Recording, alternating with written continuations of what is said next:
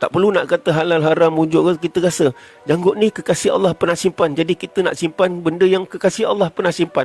Itu lagi tinggi pada halal, hukum, haram, wajib dan sunnah semua. Kenapa kau buat dakwah ketuk pintu ke pintu?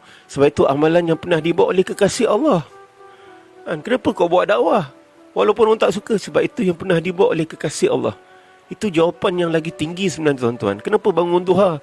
Kenapa buat solat duha? Kenapa buat solat tahajud? Sebab itu amalan yang pernah dibuat oleh kekasih Allah.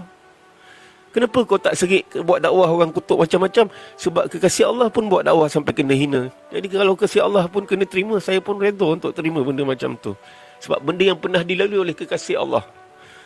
Jadi tuan, ni marilah kita sama-sama jadi orang yang mengasihi kekasih Allah, yakni Nabi Muhammad SAW. Very simple tuan. Saya pun tak berani nak cakap ni hukum haram. Memang ada, tapi kalau saya paksa tuan untuk cakap ini halal, ini haram, kena buat ni sebab ni wajib, ya betul, tapi takut tak lama.